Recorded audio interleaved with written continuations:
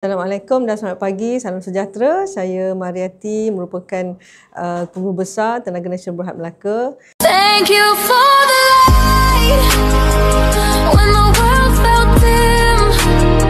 You taught me how to rise when I couldn't swim.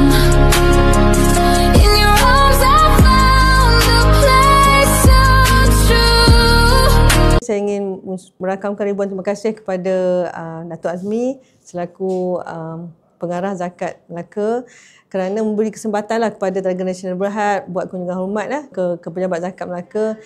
Sungguhnya saya ingin membuat promosi lagi beberapa hari lagi untuk habis tahun 2025.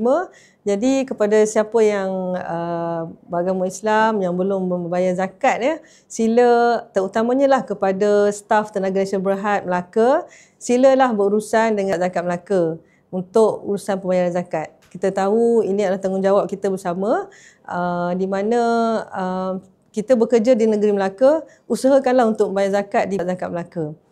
Kita dengan kaedah inilah akan meningkatkan lagi kemaslahatan ummah, di mana kita perlu menjagalah kebajikan ummah Muslim di Melaka, terutamanya yang berkaitan dengan asnaf, dari segi pendidikan, dari segi sektor kebajikan mereka, kena sama-sama bertanggungjawab. So dengan cara itu insya-Allah rezeki kita akan lebih berkat, akan lebih berkembang lagi. Dan yang paling penting, kedua terpentinglah, zakat yang kita bayar pada tahun ini akan mendapat rebate, income tax pada tahun 2025.